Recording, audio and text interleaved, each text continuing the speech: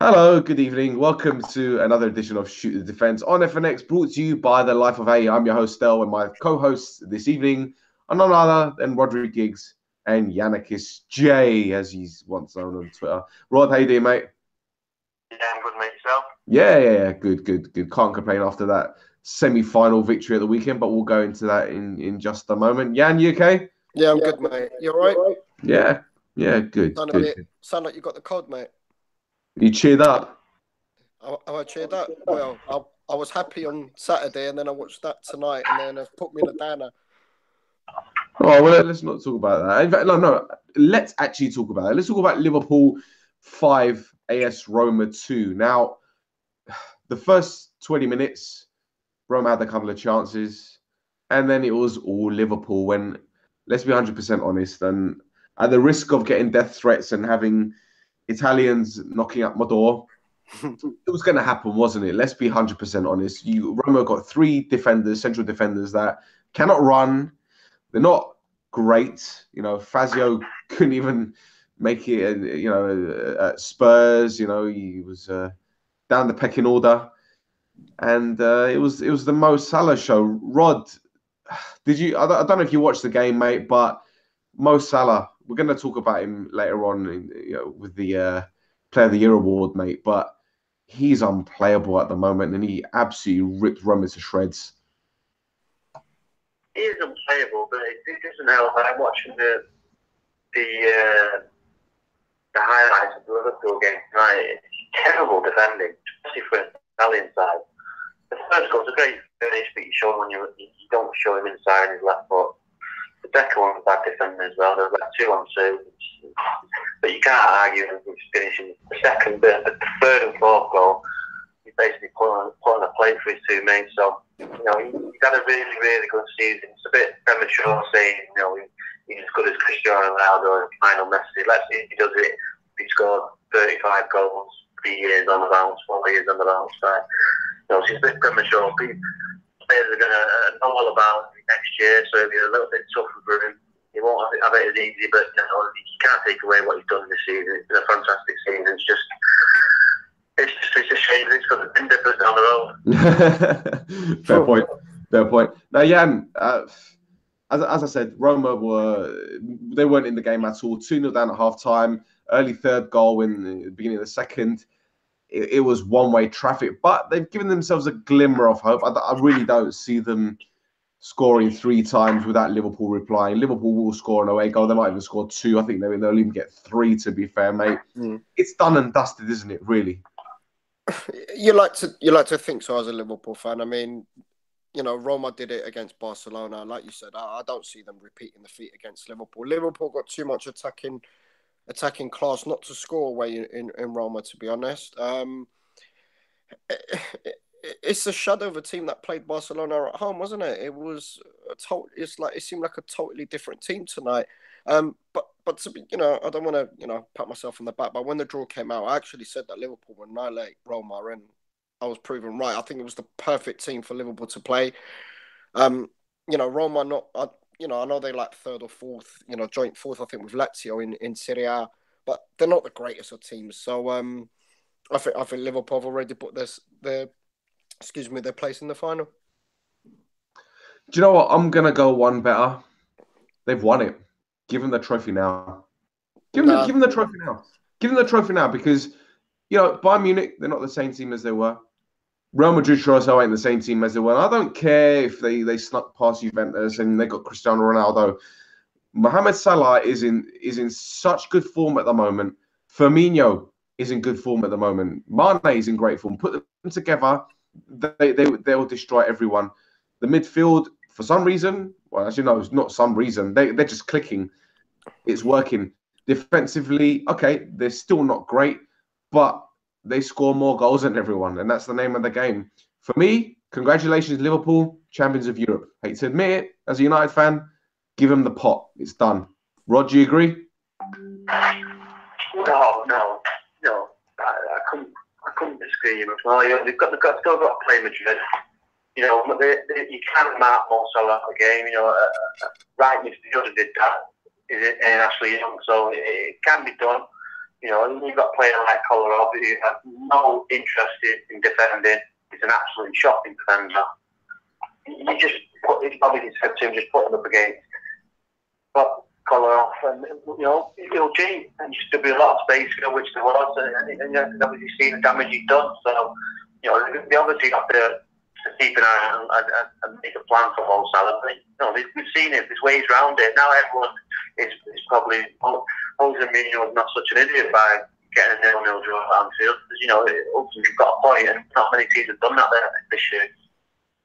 Absolutely, Jan. Do you agree? Are Liverpool European champions? I'll say it. Their name's on the trophy, mate. No, absolutely not. I couldn't agree. I couldn't. As a United fan, I couldn't admit that they're going to win it. To be fair, but listen, they've got a good chance. I mean, but you know, still Real Madrid's experience, especially they've got a knack a bit like Liverpool, as you're aware, in the Champions League. So, but it could even be Bayern. Bayern over two legs could possibly do Real Madrid. That's a bit of an even tie. So whoever gets into the final, you would think they'll be favourites against Liverpool. And you know, not to kind of put a downer on Liverpool, but Klopp's records in finals is not great, is it? So possibly that could be another factor in the final.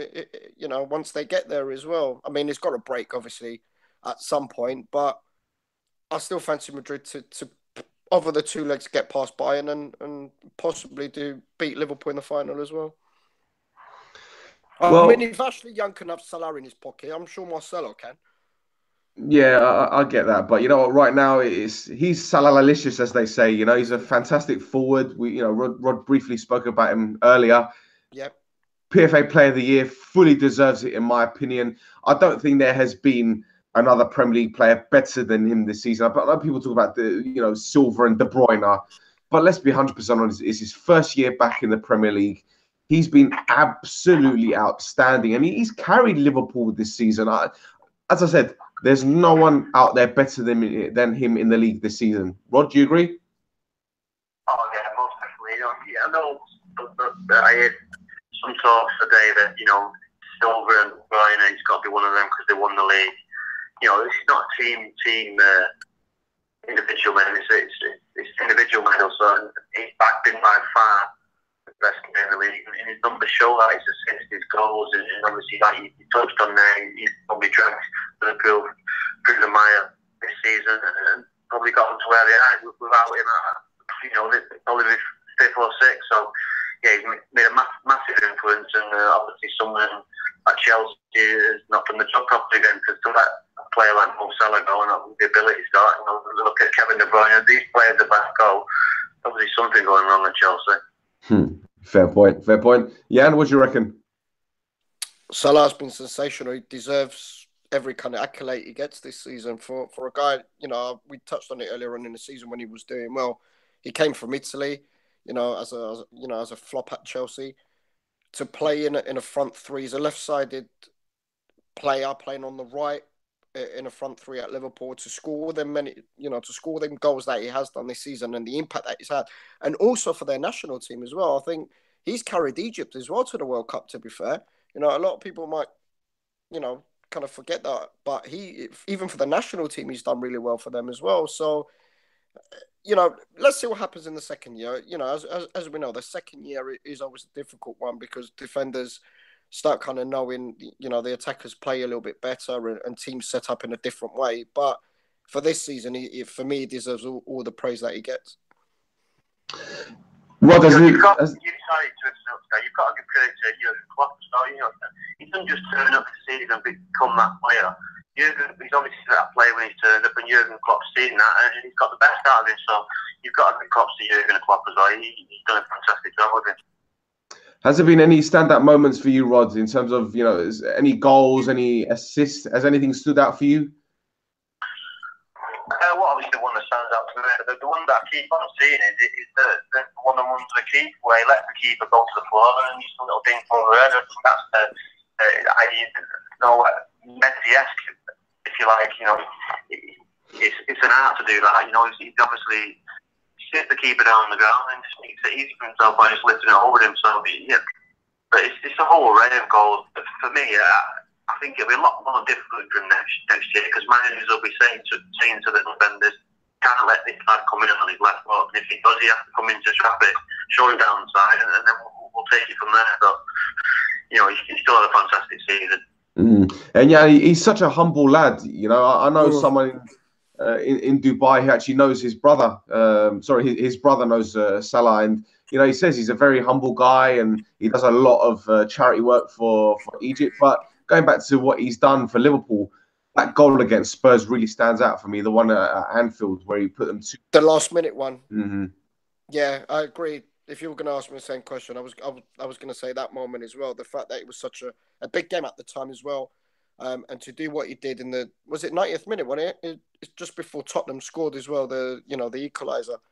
To do what he did and the manner that he did as well, and his professionalism, his attitude reflects on the pitch. He's a bit like in the Harry Kane mode in the sense of keep themselves to themselves, just work hard, and they get the rewards on the pitch. And as you know now with social media and things like that, a lot of the players seem to be focusing more on Twitter and Facebook and Instagram than focusing on the pitch. So the fact that he possibly kind of stays away from that and concentrates maybe on his family, his charity work on the pitch, is playing dividend to what he's doing on the pitch.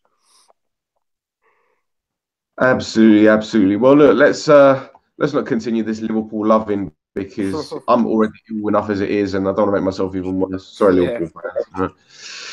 Okay, so let's talk about the FA Cup final, and it will be Mourinho versus Conte again, as United and Chelsea will contest the 2018 final. Now, United came from behind to beat a Spurs side devoid of ideas in the second half, while Chelsea made light work of Southampton. Now, Jan, this was no doubt an entertaining game for the neutral. I'm talking about the United one, obviously, not the Chelsea one, because it was extremely one-sided. But what did you think the turning point was of the game? I know Spurs looked very, very comfortable before Sanchez equalised. That's where the turning point, I thought, was the fact that Tottenham didn't kill off United in the first 20-25 minutes when they had the opportunity to. Once they scored the goal, they seemed to be all over United. United looked a little bit ragged for about 5-10 minutes, where they were possibly there for the taking. It seemed like the Sanchez goal kind of deflated Tottenham in the game, and then Eric Dyer hit the post just before half-time, and then the second half, just for whatever reason, Tottenham just decided not to turn up. I mean, you used the phrase, bottlers a lot in previous years and stuff like that. Was it another bottle job by Tottenham in the second half? For me, it seemed like it, to be fair. It looked like one team was, hungrier. United looked like they had a proper game plan, and Tottenham, and I'm a fan of Tottenham now. I'm a fan of Pochettino and the style that they play.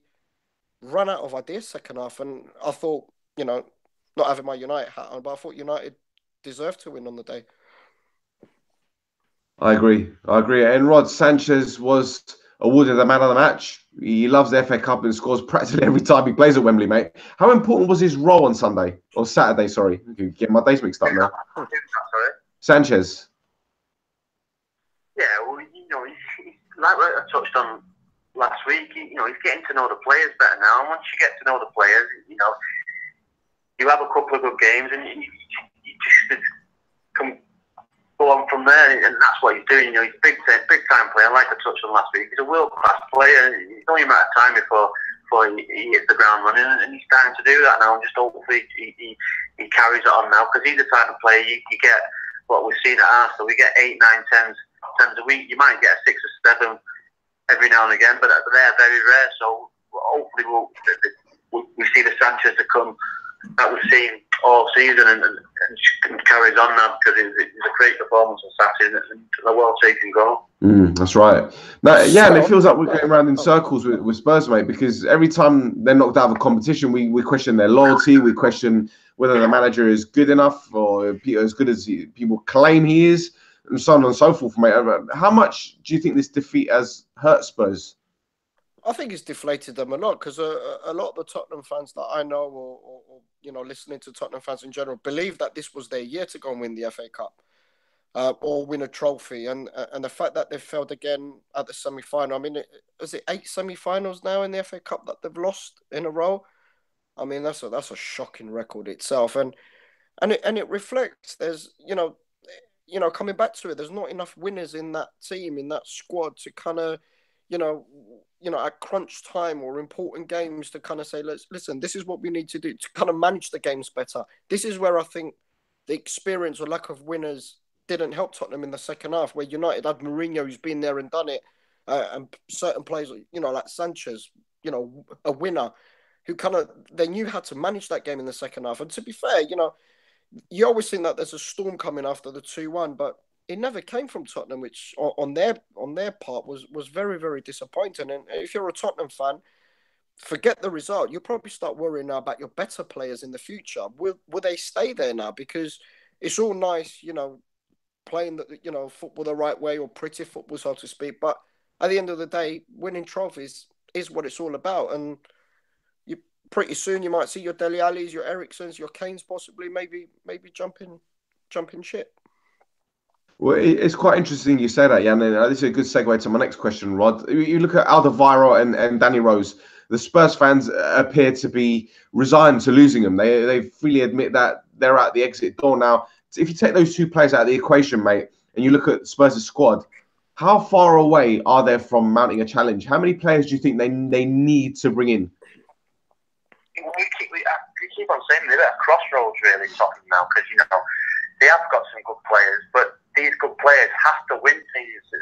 If they don't win things, then they'll obviously become frustrated. And Tottenham haven't won anything for a long time now, so it's a crossroads for them. They do need extra players, but they do need to keep the players, and these players might get frustrated now with big numbers, with big teams coming in from the summer, and they've got a decision to make. Do they stay with Tottenham and try and get a cup, which they've not done in for over 10 years, or do they go on to the pastures new and get a guaranteed medal at one of the so-called bigger clubs? Because ultimately Tottenham now, they're getting in these positions, but they're failing, so they're obviously not good enough, and these players aren't good enough, or they are good enough, they're just in a bad team, which obviously can't get over. They're not a bad team, but they obviously can't get themselves over that line where they win a trophy. So they probably need 3 or 4 players. I don't think that Danny Rose is a big miss for him, or the other one.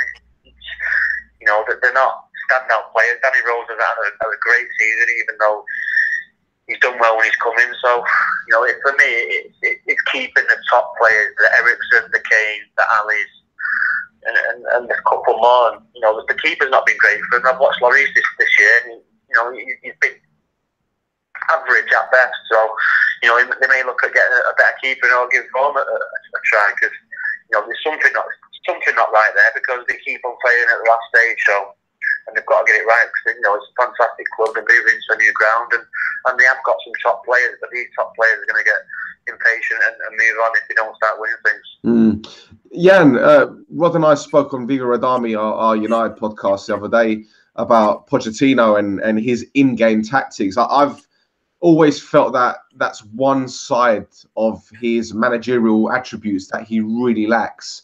And Exhibit A was at the weekend. He's taken off Ben Davis, a fullback that is known for delivering the ball in the box. He's put Vertonghen at left back. He hasn't gambled and stuck Llorente up front with Harry Kane. Harry Kane was isolated. United were basically pushing Dele Alli and Ericsson deep, so they weren't able to create from 18 or 25, even 30 yards. It just appeared that Pochettino had run out of ideas. Is this one of his main flaws, mate, or do you see more than just this? In general, he's done really well. As in, he's inherited that squad, and Tottenham play to kind of his philosophy, which he's inherited well at Tottenham. There now, it could be coming back to the fact that he's never been there and done it, Stel, so to speak, where managing a game at a certain situation, or thinking, we're winning 1-0 down, we're winning 1-0. Maybe it's time that we, instead of attacking all the time that we do, let's hold the game for 15, 20 minutes, see what United got or other oppositions have, and then maybe hit teams on the break or try a different tactic. He seems to me that he's in the kind of Klopp mode, so to speak, where they kind of play one way and that's the only way that they know. It could possibly come with experience or actually maybe get into a final or winning something that he might learn that, the tactical side, so to speak. But it was very disappointing. It's especially in a game like that. so close to being in a final. United coming back from a bad result the following week against West Brom. So United weren't really on a high as well. It was worrying to see the lack of fight as a Tottenham, if you're a Tottenham fan, especially in the second half. I agree, mate. I agree. Now let's quickly talk about the next semi-final. And we heaped a lot of praise on Olivier Giroud last week, so it was only fitting or only right for him to produce a moment of brilliance to break the deadlock against Southampton, and that was really early in the second half. Now the Frenchman weaved his way in the box, putting 5 players on their asses, 5 before rolling it in. It was very Maradona-esque, wasn't it?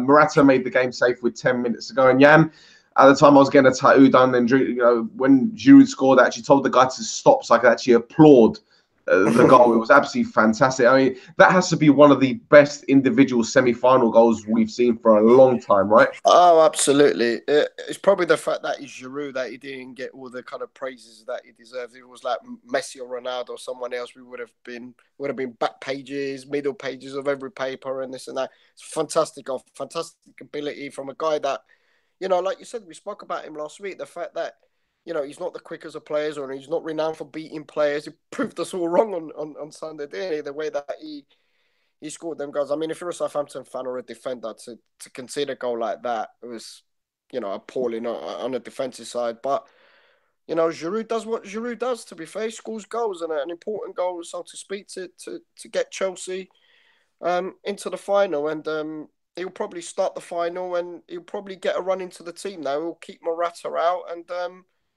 Giroud's one of them players that if you give him a chance, 7, 8 out of 10 times, he'll put the ball in the back of the net.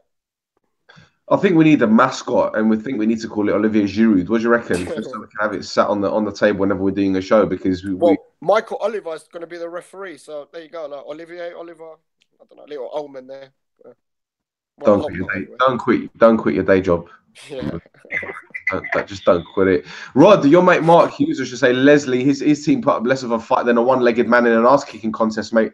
Is a team low on confidence and ideas, or were they just simply a team that knew the game was over before it even started? They didn't stand a chance, really, did they? They didn't, but they did have some chances. Shane Long, one-on-one, should have scored, didn't score. You've got to take them chances when you get the big chances against the big side, especially in the semi-final, the FA Cup. He's obviously just not getting a look at the minute. I think they've obviously Southampton improved a little bit, but defensively, letting goals in. So, it's going to be a difficult few weeks for him. Will they get out? It's looking grim, but it's looking grim for the teams around them, the teams they've got to play. So they have got a chance. They've got to play Swansea, so that's a massive game for him. But on Sunday there was only really going to be one winner. With Eden Hazard and the way he was playing, and with Olivier Giroud. I touched on what Jan said. When he plays, he always scores. So I don't know why he doesn't play every season, every game, because he did 25, 30 goals a season if he plays. So it just baffles me that he doesn't play every week. But there you go, isn't it? A different story. That's right. Southampton look to me like a team or a squad that they know what their destiny is, that they're going down. They just look like that. Their body language, for me, even the manager says it all. I don't think they'll get out of the relegation battle. I think they're destined to go down. The curse of Leslie continues. Right, well, you got to look at themselves as well. Look at it, go over the last 2 or 3 years, the amount of players that they've sold, the quality they've sold. If they continue to do that model, then you've got to expect these kind of relegation battles are going to get rid of real quality and not replace it. So, the only problem with Matt is he always has an excuse for everything. Obviously it's not his fault for Southampton, but I'm sure it is. People think it's his fault that Stoke are going down. So, he just gores on me a little bit, the way he doesn't take responsibility. He's always looking for an excuse, and the excuses are running out. It looks like he's going to get relegated, not one team, but 2. Blimey, not a great thing to have on his record. Right, Chelsea have all but given up top 4. United only need a couple more points to seal top 4. Chelsea got Liverpool coming up. United got Arsenal at the weekend. I think that's pretty much the most difficult games they've got out of the way, so to speak. Lads, after those games, I pretty much admit or think that they'll be focusing on the cup final. Who's your early money on, Yan? For the FA Cup final? It's a tough one to call. I'm going to say United, of course. You know, being a United fan, I just think Mourinho probably on the day will earn his money and somehow get United the trophy. But it's like Conte's a shrewd manager as well. Tactically, he's very good as well. As you see with the United Chelsea games over the last few years, since the two managers have been on the dugouts, they're apart from the 4-0 demolition by Chelsea, the games are quite tight. You know, one goal between them, and it could be like a 1-0 that decides the final. But as a United man, of course, I'm going to go for United. Rod, who's your money on, mate? Yeah, like I say, these big games, you know, there's a lot of talent on the pitch. It's whoever performs and, you know, do the big players perform. Pogba, Sanchez, you know, he'll have to nullify Hazard, I'm sure. Herrera will do that. He's done it before, but, you know, like Jan said, it's going to be tight because, you know, they beat us, we beat them. And I remember that Old Trafford, even though we beat them, they did bash us for most of that game and we ended up coming out of a win. So it'll be a difficult game, but, you know, whoever performs, you know, plays to their high standards will ultimately win the game. But yeah, I'd expect us to win that game, you know, with Jose Mourinho, cup finals record he's got. You know, added accented he's playing Chelsea. You know, he's got a little beef with Conte as well, so that'll help. So yeah, looking forward to it. It'll be a good game, and you know, just hopefully it's not a dull affair, and they both go out to win it. I think Jose would love to get one over Chelsea in a cup final. Yeah, he'd love to. I'd go for it. I'd 2-1 either way. But hopefully it's United. Who's your money on, Stel? I'm not saying anything. Oh, okay. I'm on the fence. I'm on the fence. Ask me about 20 minutes before kickoff, and I'll tell you. Right. Okay. So the biggest football news of the week undoubtedly has to be Arsene Wenger deciding to step down or fall on his sword or jump before he's pushed. However, which way you want to see it, Wenger is no more come May. He's stepping down after 22 years at the helm. I think that means that it's Eddie Howe that's now the longest serving Premier League manager, which is absolutely bizarre. Now, gents, I can't say that I'm shocked because I kind of expected this to be his last season when they won the FA Cup. I thought that'll be it. He's not gonna have the 2 years. He's gonna quit after the end of this season, and it's happened now. Jan, what was your initial reaction when you heard the news, mate? I wasn't surprised still. The fans have won. The Arsenal fans have won on this. I think that was the key factor of him stepping down or leaving, so to speak, or whatever it was. Because if you think about it, the amount of Arsenal fans that haven't turned up to watch Arsenal has only done bad for the club in a sense of revenue. They've probably looked, the board or directors have probably looked at that and thought, well, this is not good. You know, we might have to start listening to the fans now. And I think Wenger's pride was hurt. The fact that his own fans have kind of, you know, betrayed him, if that's the right word, or kind of stuck the knife in. I don't think he expected it. But listen, football's a results business, and you know, Arsenal fans have been frustrated with what they've witnessed in the last, I don't know, 3-4 years. They haven't really mounted a title challenge where, you know, they think that they should, and I wasn't surprised. I mean, it'll be interesting to see where he would go if he manages elsewhere.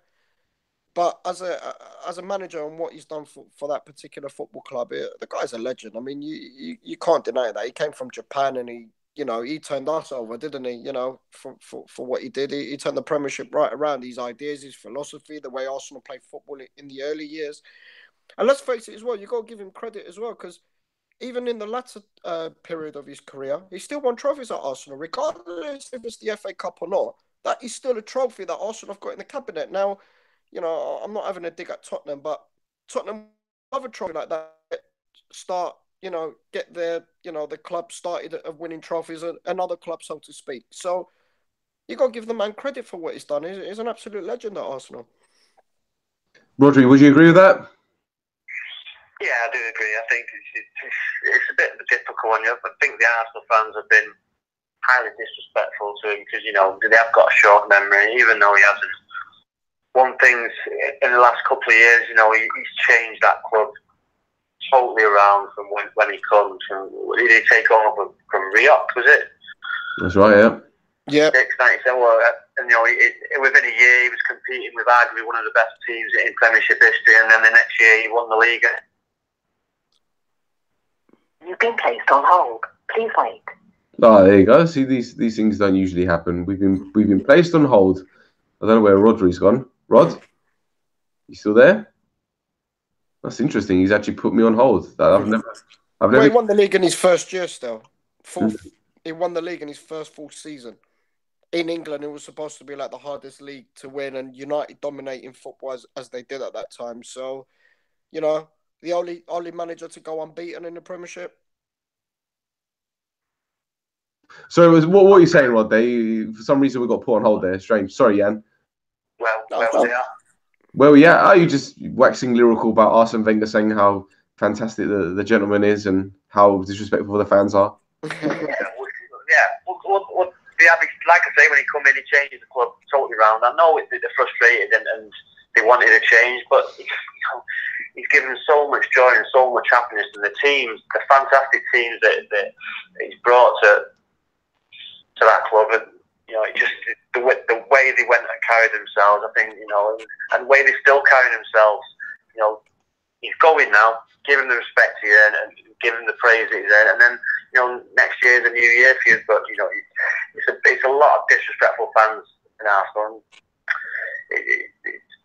It just leaves a bit bad taste in the mouth. But you know, he's been fantastic, and no doubt the second best manager in Premier League history, and the only team to go unbeaten. That's right. That's right. Now, I'm going to ask you guys a few questions relating to Arsene Wenger because we can't not talk about it. I mean, he deserves a whole show himself, to be fair. But, Rod, when Ferguson retired, he retired on a high. Why do you think Wenger didn't retire at the end of last season when they won the FA Cup, when everyone thought he should have gone? Because he's got that belief that he believes in his players. And, you know, it's kind of, what's the word? I can't think of a word. But he just believes in his teams, and obviously his players have let him down over the last few years massively. You know, he just still believed in his players and encouraged the players to play the same way, but he just didn't have the talent that he used to have when he had them great teams back in the past, and ultimately the players have let him down. But you know, he's like I said, like I touched on, he's been a fantastic manager for Arsenal and changed the club from where they were to where they are now. It's just like chalk and cheese. To go to a falling down wooden grounds like Highbury, to go to a fantastic stadium like the Emirates, and that's basically through him and building the teams that he's built and not spending the money that the other big teams have spent, and ultimately made a great change for Arsenal Football Club. Yeah, and who do you think they'll bring in? Who's your pick? I think it's Tuchel. I do. I mean, especially the fact that he announced that he was already destined to join another club in the summer. The fact that Wenger's made the announcement. There's a lot of Dortmund, Arsenal connections. When I say a lot, you know, you've got Mkhitaryan, you've got Aubameyang. Is it one of the chief scouts maybe at Arsenal that got a connection with Dortmund? If I'm not mistaken. Yeah, I forget his name, but I know you're talking. So I think there's that connection. I don't think he got along well with Tuchel, so I don't know how that would kind of happen. But I don't know. I think it's him. I mean, it was a talk about Ancelotti or Allegri or Simeone. I don't see Simeone going to Arsenal. I really don't. Arsenal's kind of style of football philosophy that they've got there, I don't think Simeone fits that bill. But then again, if they want to go into a new direction, then Simeone's your man, I guess. So, but my money's on Tuchel. Rod, let's say it is Tuchel that comes in, or let's say it is, for the sake of banter, Arteta, which people have been saying he's earmarked for the job. Two-part question here. How long do you think the new manager will be given by A, the board, and be Arsenal fan TV to make the club a serious force? Well, this is the worry you have, you see, because you've got so many, and I'm probably upset a few people here, but, you know, that doesn't really bother me. But you've got a lot of clowns following that Arsenal club, a lot of clowns, a lot of people, and a lot of them connected to Arsenal fan TV. Are they going to be carrying on with themselves if the new manager, because he's going to need time. And if he doesn't get that time, then they start being negative and start coming on with all of the nonsense and all the crap that they come on with on Arsenal TV, then they're just going to become a joke. But you need to get behind the manager, see what he's like in the first season, and then obviously assess it from there. If he obviously goes at like a terrible season, like i.e. David Moyes, they're going to have to address it and obviously make a decision. But you know, ultimately, David Moyes wasn't given enough chance, even though for me it was the right decision because he was the wrong manager in the first place. He still wasn't given enough time. You have to give these managers time to implement their own ideas. And I think if you're going to give someone, it'd be ideal for me. I still think Patrick Vieira is a perfect choice. You know, he's loved by the fans, and he'd probably given that extra few months if he does go through a rocky patch. So, you know, like I say, it's down to the Arsenal fans now, and mostly the Arsenal fan TV, because I'll reiterate what I said. There are a lot of clowns on that programme, so you have to just give him time and just see where it takes. Because, like I say, the Arsenal shouldn't be 6 or 7. They're top 4 club, and that's where they belong, and that's where they should be. Fair enough. Well, Jan, let me ask you this then: is Arsenal Football Club the biggest job in football now? And by that I mean the size of the task in relation to the club's history and expectations and ambitions. Well, I like to know what their expectancy are next season, in a sense of, you know, Arsenal fans have got this kind of idea that the new manager should come in and splash all this money and get Arsenal to where, you know, challenging at least. But is he really? Is the money there? Will the new manager have the funds that Wenger maybe hasn't in previous years? I mean, what is the expectancy? Arsenal haven't challenged for a title for what, 3-4 years now? Since Leicester won it, when they had the chance to win it? Now, it wasn't even that. Arsenal came second because Spurs bottled it on the final day of the season. Exactly. So they haven't challenged for 4 or 5 years. What is the expectancy with the new manager? I mean, Arsenal played decent football under Wenger. Wenger gets them an odd trophy, maybe one every 2 years, or the FA Cup. So what is the expectancy? I'd like to know from an Arsenal fan what they would expect from the new manager and what they want from the board. Do they want to, you know, 3, 4, 5, 6 different players for the manager to come in or does he work with what he's got? I'm not sure. It's a difficult job because, you know, Arsenal are a big club and they believe that they should be challenging or be in a better position that they are. So it's a difficult job for the manager because he's going to have the fans who are restless, and are the fans going to give him that time as well? It'll be interesting to see. Well, see, this is the thing, right? When you look at this Arsenal squad at the moment, it's by nowhere. It's nowhere near Man City. It's nowhere near United. Nowhere near Liverpool. Spurs when it comes to challenging for anything, really. If you think about it, I mean, let's just start from the back. Cech, Bellerin, Mustafi, Koscielny, and Monreal. You tell me any one of those 5 players that'll be in a Man United or a Man City. Yeah. Well, that's the problem with Arsenal. The back 6, you know, Petr Cech's been a great keeper, but you know, he's been making a lot of mistakes recently. So the back 6 is a massive problem. That's what they're going to have to address. The midfield and the strike line, you know, there's goals all across that team. So they've obviously got to sort the defence out because, you know, if you've got a weak defence, then that creates its own problems. But yeah, the first, you know, I know it's a daunting job and it's a massive job to go into, but it's a fantastic job to go into as well. You know, it's a great place to play football, and you've got some decent world-class players there, but you're just going to have to recruit well and get some decent and solid and the right mentality players into Arsenal Football Club, because most of the players that have been coming in are soft-bellied and, you know, not much fight about them, and that's what's lacked in Arsenal. The type of, like, the Keowns, the Petits, the Vieiras, and they've got a bit of nastiness about them, but ultimately the top players as well. The thing is, if you look at it on the flip side and you look at, say, what Jurgen Klopp has done for Liverpool, I mean, he's got them to a Champions League semi-final with practically, I wouldn't say the same squad as Brendan Rodgers had, because obviously Suarez, Gerrard, Sterling have gone and they've been replaced with Firmino, Mane, and Salah. But players like Lovren, players like Mignolet, players like the fullback Arnold, who's come from the youth academy, Henderson, Milner. These are players that have been at Liverpool for a few seasons, so they know what the club is about and they know what's expected of them. And I think the same should apply to Arsenal. These players should know what the fans expect.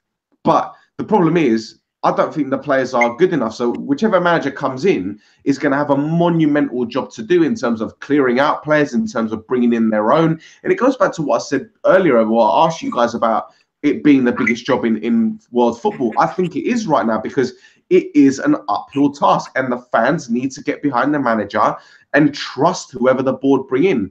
I personally, the new guy that comes in, I think he's going to be on a hiding to nothing. And if he doesn't hit the ground running, he won't last. I really don't think he will. But let's not worry about that man that comes in, because we don't know how long it's going to be. And let's talk about Arsene Wenger and Rod. Sorry, touching on Liverpool there a little bit. They have got rid of players, and the two players they've brought in have been a massive influence on him. Mo Salah and Van Dijk. Since Van Dijk's come in, Lovren is a world beater, and obviously he's not shown that today, and he's shown his weaknesses. But it does show to you, if you bring in top quality players, the players around you benefit from that. And obviously we've seen that with Lovren, and Mo Salah has just been like a touch of fresh air. So we've got rid of Daniel Sturridge. No one has said that at the start of the season. They've got rid of him. He's bringing players in, and that's what Arsenal need to do. The recruitment needs to be right, and obviously have a little bit of luck. Well, let's not make any mistake about it. Lacazette is a proven goal scorer. I think he's only like 3 goals behind Lukaku in the league.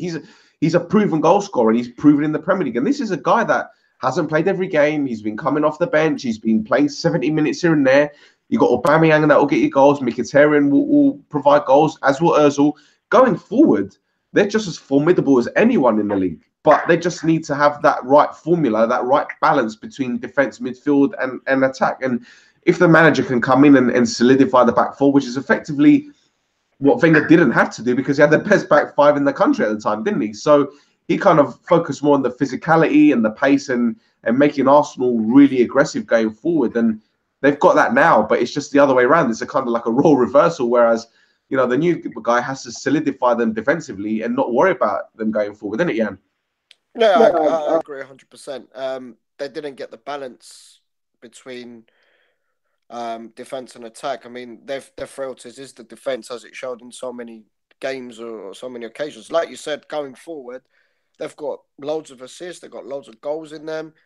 They need to work on their midfield. I think their midfield's not the greatest as well. So if they can get the defense and the midfield sorted, and then the attack is pretty much sorted. So, but like you said, the manager's got a big job, and how many players will he have at his disposal to bring in? I mean, as you and I kind of know, or most Arsenal fans know as well, they'll probably need about 4 or 5 at best to maybe the new manager getting his team to what they want, what he wants them to be. But will he get the 4 or 5 players that he really needs? Is the money there? I mean, as you know now, an average footballer is about 50-60 million pounds. So for Arsenal to bring in the number of players that they need, what's he looking at? 400-500 million pounds? Is that there? Well, I think it is, but let's see if Kroenke will put his hand in his pocket. Before we move on, chaps, just one more question. What next for Wenger? Will he still be in the background? Will he take another job? What do you reckon, Rod? Will he still be in management come the summer? Well, no, I think he'll still get another job. I think there's still big jobs out there. PSG, I'd be a bit of poetic justice if he went to PSG and won the Champions League. So I can see him doing another job, because obviously he wanted to stay on 2 years. Will that make his decision? He obviously wanted to stay for 2 years. They've obviously pushed him out and made him leave a year early. So will he stay in the background at Arsenal? Will he go on to get another job? I'm pretty much sure he won't get another job in England in the Premier League. But PSG would be perfect for him. It's in France, where he's from. So we'll just have to wait and see. But the odds would probably be if he's still upstairs and be at Arsenal. God, I can see it. But then that creates its own problems as well, because obviously, if it doesn't bother holes in Mourinho, but I'm sure it put Louis Van Gaal and David Moyes on easy when you've got the greatest manager in Premier League history sat behind you, and you're getting thumped every week. That's right. I mean, I could just see the bloody headlines tomorrow, innit? And you know, if he signs for Paris Saint-Germain, it'll be WeSG, wouldn't it? Crying out loud. Jan, go on. Is Wenger going to get another job? I'm going to give you a long shot. What about the Real Madrid job? If Zidane goes at the end of the season, that's not a bad shout. But are you implying that Real Madrid won't win the Champions League? I think even if they do, I think Zidane still won't be there. The fact that there were so many points behind Barcelona this season, I just think, and as you know, with the record with Real Madrid presidents in the past with managers, and Wenger becoming available, I mean, it could be an opportunity not missed. If Wenger's there for maybe 1 or 2 years and wins the league or the Champions League, then I don't think Real Madrid will miss that opportunity. How about Zidane at PSG if Unai Emery goes and then Wenger goes to Real Madrid? With some buts and maybes. Rod, are you going to say something? Swap. Zidane comes to Arsenal, and Wenger goes to Real Madrid. I can't see Real Madrid sacking Zidane if he wins the Champions League 3 times in a row. And you sack him. You know, Fabio Capello won the league there, and he sacked him. This feels like if Guillaume Balaguer was playing Wheel of Fortune. Right, let's move on to other news. We've got 3 quick stories. I could add a 4th, but no, I won't, because that means we have to talk about Sunderland getting relegated, and it'll just be me laughing for 20 minutes. Let's talk about Napoli. Their last gasp win against Juventus closed the gap to 1 point, and with Allegri's men still to play Inter and Roma, the tie was effectively Napoli's to lose. Now, Jan, we get it wrong sometimes, mate, and we actually thought the Champions League exit would mean Juve would actually steamroll Serie A. It hasn't happened. This could actually be a monumental balls up, couldn't it? It could be. It could be. You got to give Napoli a lot of credit, though, Stel. I mean, I know Napoli are not your favourite teams, but they showed a lot of cojones, you know, with a term, thanks to Mr. Troy Deeney, that we've used a lot this season, to go away in such a massive game, to go and get a result, to keep their hopes of winning Serie A this season. And I think it's the manner that they did it as well, Stel. They went in, they were brave, they played their football, and Juventus looked like a team that, you know what, it was kind of a typical Italian kind of mentality where if we take 0-0, it's fantastic. It's a great result for us. Napoli are still behind us, and we're going to go on and win the league. So is it fortune that favours the brave? And Napoli deserved a lot of credit.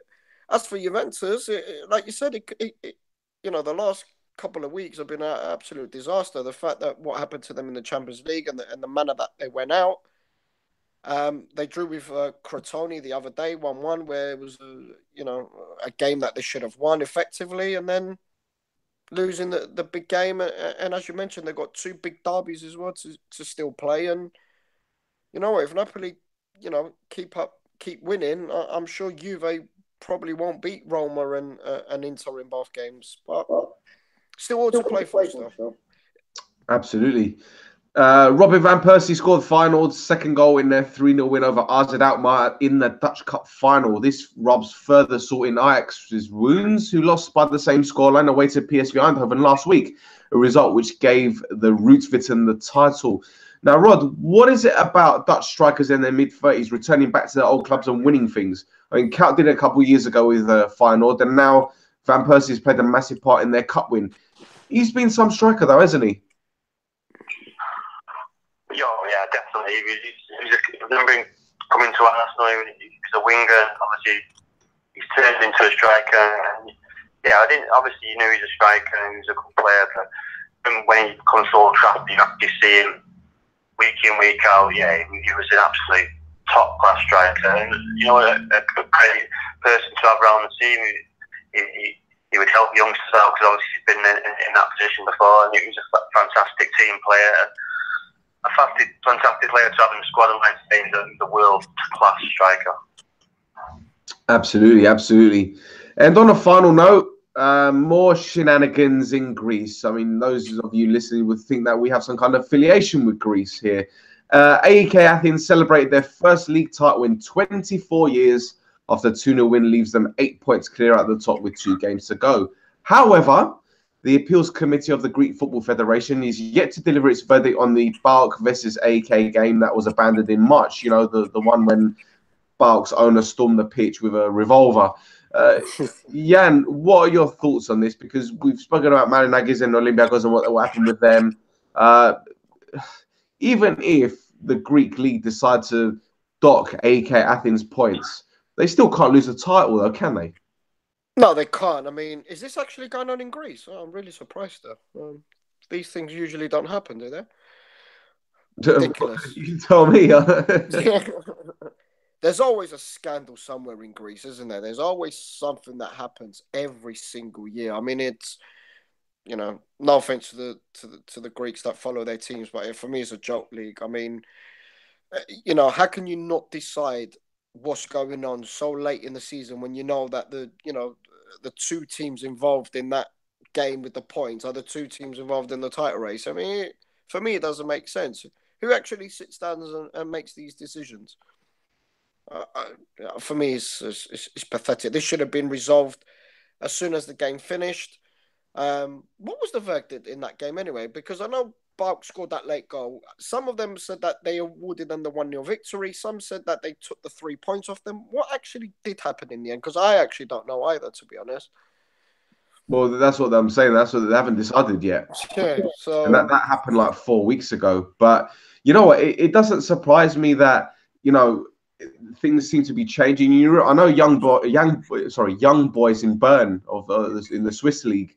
They're about 12 points clear at the top, but in front of FC Basel, who have basically won every league title for the past, was it 15 years or something like that? So the tide seems to be changing in Europe. You know, we've got Napoli possibly winning Serie A. You've got obviously AEK Athens and young boys in Switzerland. It's just a shame that, you know, in other leagues like the Scottish League, you still got the same old faces winning titles. But Rod, it must be a breath of fresh air, mate, seeing different teams in the Champions League for next season. Yeah, it's great. It's nice to see different clubs. You see, like, get tired and bored, but you see the same old clubs. You know, it's good to see these new clubs come in and test themselves against the top teams. And you know, some of them do well, and some of them just need experience. And obviously, that's what they're getting, and just come from strength to strength. But yeah, it's good to see different teams coming into the Champions League. Excellent. Well, let's then end the show on a high then. Let's leave it at that, shall we? Jan, thanks for joining me, mate. What's your Twitter handle? Yiannkis J. See, listen to this. Alexa's even piping up. Rod? At Rod James Giggs. Excellent. Our Twitter handle is @ShootInDefense. You can follow us on Twitter. You can also like our Facebook group page, join in the banner and everything. And Rod has a final message when it comes to our YouTube channel. Rod? First of all, to all the Sunderland fans, it's nice to Blackpool next year. This time of year. Blackpool, Fleetwood, nice and Blackpool. Yeah, so like and subscribe, please, people. Excellent. And that's it for this week, guys. Thank you for tuning in. Until next time, take care.